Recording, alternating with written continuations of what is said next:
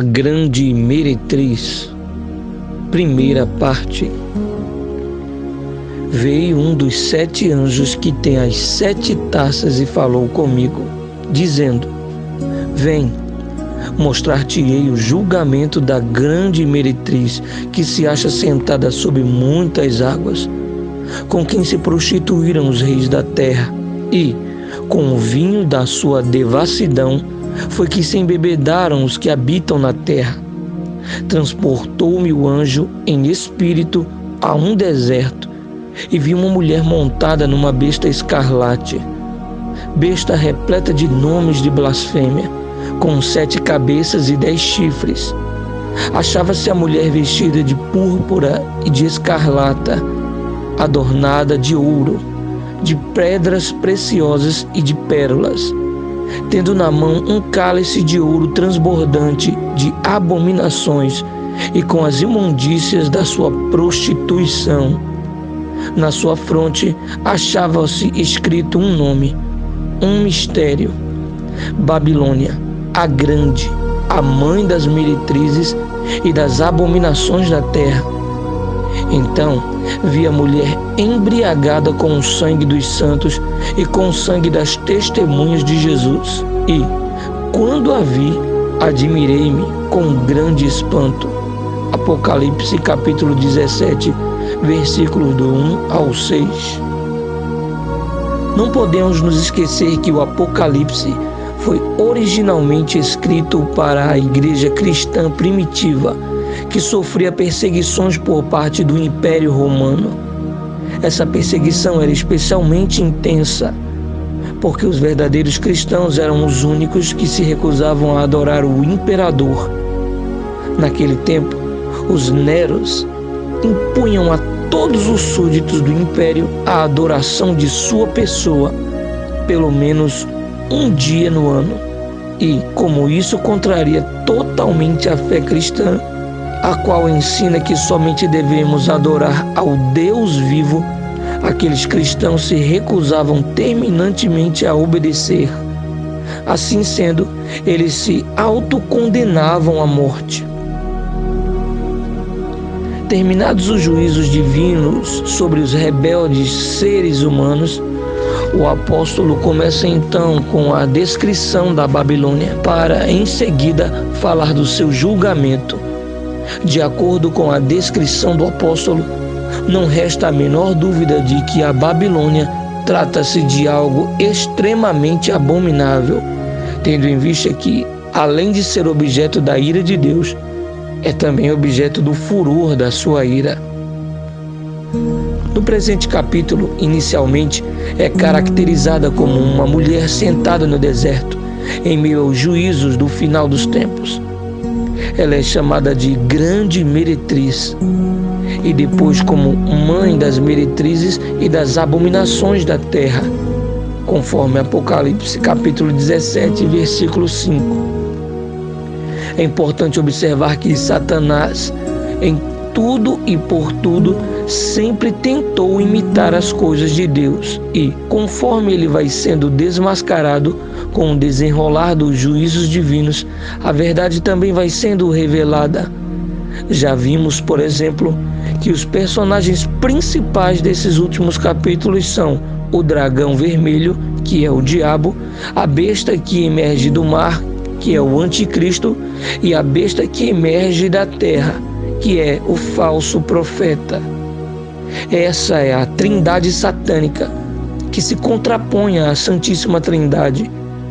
Mas agora surge um novo personagem, a Babilônia, a mãe das meretrizes e das abominações da terra, ou seja, justamente o oposto absoluto da noiva do Cordeiro, a igreja arrebatada e glorificada.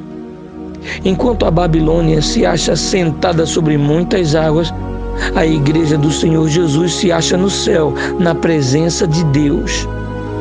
O anjo do Senhor revela a João o seguinte: as águas que viste, onde a meretriz está assentada, são povos, multidões, nações e línguas.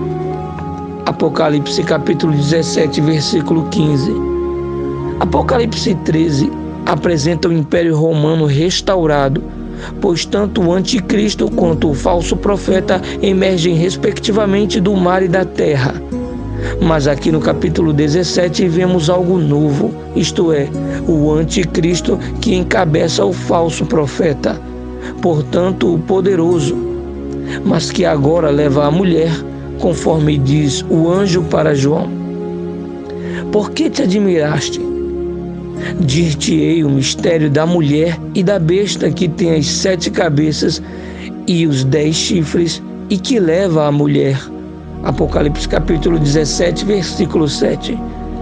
Mas quem finalmente é essa mulher ou essa Babilônia?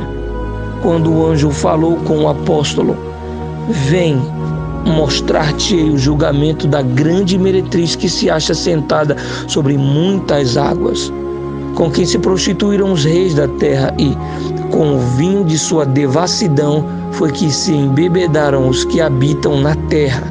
Apocalipse capítulo 17, versículos do 1 ao 2. A primeira característica do caráter dessa Babilônia é grande meretriz. Ora, que razão teria o anjo de Deus chamar a Babilônia de grande meretriz? Sabemos que meretriz ou prostituta é a mulher que pratica o ato sexual por dinheiro. E essa característica não é de nascimento, pois todas as pessoas, por mais cruéis e rebeldes que sejam, não nascem assim. Pelo contrário, todas elas nascem imbuídas de inocência e pureza. Porém, mais tarde, levadas pelas circunstâncias, escolhem o caminho que mais lhe convém. Assim foi com o nascimento da igreja primitiva, que no seu primeiro amor ao Senhor Jesus era inocente e pura na fé. Mas Satanás, usando os imperadores romanos, partiu contra ela através de uma cruel e implacável perseguição. Os fiéis eram arrastados e lançados às feras ou queimados vivos diante de milhares de espectadores. E, mesmo assim, aquela gente corajosa não se intimidava diante das ameaças e da morte, pois mantinha acesa a chama da fé no Deus vivo. Isso impressionava de tal forma os romanos que eles acabavam por se converterem também.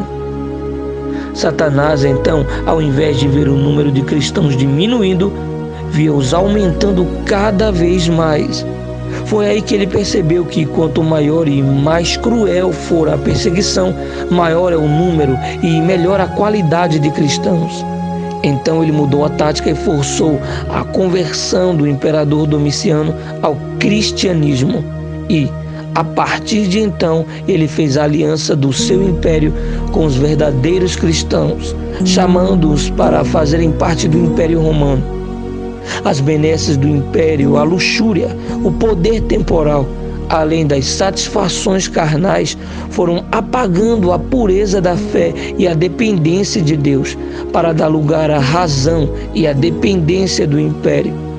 Essa aliança impôs à igreja cristã uma comodidade espiritual, de modo que, a partir de então, aqueles que viviam pela fé, ou seja, crer para ver, passaram a viver de acordo com ver para crer, isso é, viver para a lógica racional.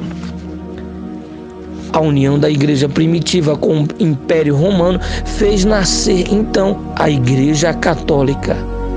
Daí, de virgem pura e imaculada, ela passou à condição de prostituta, meretriz, e até mãe das meretrizes e das abominações da terra.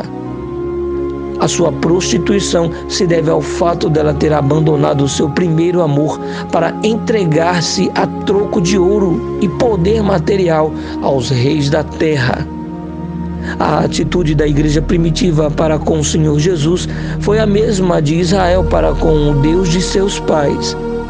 O profeta Isaías escreveu: porque o teu Criador é o teu marido, o Senhor dos exércitos é o seu nome, e o Santo de Israel é o teu Redentor. Ele é chamado o Deus de toda a terra. Isaías capítulo 54, versículo 5.